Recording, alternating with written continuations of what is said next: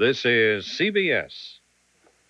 Here's what's making news tonight. The bugs are everywhere. U.S. security in Moscow is labeled a disaster. 65 in Wisconsin may be a month away. We'll hear what state lawmakers are saying about that limit. And good news tonight for UW surfers. Finally, it's going to feel like April this weekend. Dana has a super forecast. And Van takes a look at the future according to Yoder. All this and more next on News 3 at 10.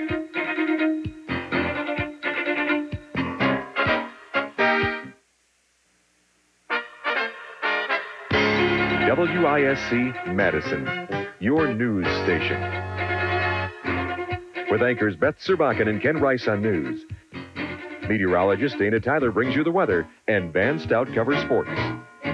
This is WISC News 3. Good evening, everyone. The big Moscow sex and spy case just got bigger. 2 more Marines may have been seduced by Russian agents. And the State Department believes Soviet infiltration of the U.S. Embassy in Moscow is very, very bad. On Capitol Hill, lawmakers called U.S. security in Moscow a disaster. We think this is a sad day for the committee, a sad day for the State Department and the Marine Corps. There's a national disaster occurring before our eyes. Committee sources say it will cost millions to replace the embassy's compromised communication systems. And when Secretary of State Schultz goes to Moscow in 10 days, a mobile home will be flown out to serve as his office. Plus, 2 committee members going to Moscow tomorrow say they've been advised to use a child slate to communicate. It's would be humorous if it wasn't so unfortunate. And the new American embassy in Moscow has been turned into a giant antenna by Soviet workers who have wired the concrete reinforcement bars. The FBI has begun a probe of the company that made the faulty rocket seals blamed for the Challenger disaster. It is not known if the investigation involves Morton Thiokol's conduct before the shuttle launch or its conduct during congressional and presidential commission hearings. Charred marks on the nose cone may explain last week's failure of an Atlas Centaur rocket. The space agency says it looks like lightning hit the nose cone, causing the rocket to veer out of control less than 1 minute after it was launched in a rainstorm. Pope John Paul's visit to Chile has been marred by violence. This afternoon, police opened fire on anti-government protesters during a mass conducted by the Pope. John Paul appeared shocked, pressing his hands to his forehead and gazing out at the crowd of 600,000. The Pope has called Chile's government a dictatorship and has openly called for its overthrow. The latest development in the Baby M case, surrogate mother Mary Beth Whitehead will not be allowed to visit her baby daughter while she appeals a custody decision. An appellate panel in New Jersey ruled it is not in the best interest of the child to be exposed to Whitehead at this time. A court ruling Tuesday gave custody of Baby M to the biological father and his wife. A war is growing between the established underground and newcomers, trying to cash in on the world of pornography. But the FBI is warning of a fierce new war as the 2 sides fight over the $7 billion pornography empire. In January, 5 men were shot in the head execution style at a pornographic bookstore in North Carolina. And last month in Chicago, this man was arrested in an alleged plot to murder a porno distributor. Killings and arsons, and there's going to be more. There's going to be chaos, really, in the pornography industry throughout the United States. The war began after the arrest and indictment of porno king Ruben Sturman on tax evasion charges. The violence rages on between established distributors and the independents trying to get a piece of Sturman's porno empire. Their nickname, The Family. Their game, cocaine distribution. That's the allegation against 5 people, including a former secretary with the Rock County District Attorney's Office, all charged today by the U.S. Attorney in Madison.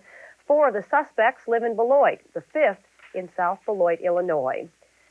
Peter Hiltbrunner was bound over for trial on a first-degree murder charge today. The 20-year-old DeForest man is accused of killing his ex-girlfriend, Janet Leonhardt, last fall. Hiltbrunner allegedly shot Leonhardt, then set her body on fire in a DeForest field.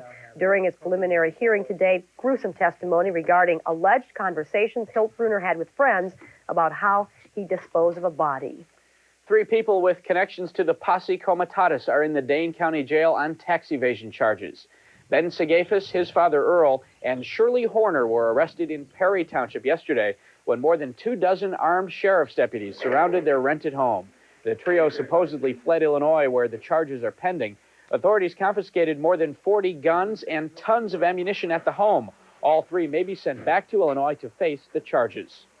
Legislative leaders predict we'll be driving 65 legally on parts of the interstate in Wisconsin as early as next month. They say raising the speed limit from 55 on rural parts of the I system has strong support in both houses. Congress cleared the way for the change yesterday, and supporters say it makes sense since so many people drive faster than the limit anyway. I think it's a matter of convenience, clearly, for the motoring public and a reflection of the reality of the higher speed limit that effectively is operating on the interstate. If we raised it to 65 and then actually enforced the speed limit, we might get more safety than having it at 55. Speaker Loftus says he expects the legislature to okay a 65 limit in May or June. And Governor Thompson says as long as heavily traveled urban parts of the interstate are kept at 55, he would approve the change. Just ahead on News 3 at 10, a look back at a man who many of you will never forget. Ted O'Connell remembers John Digman.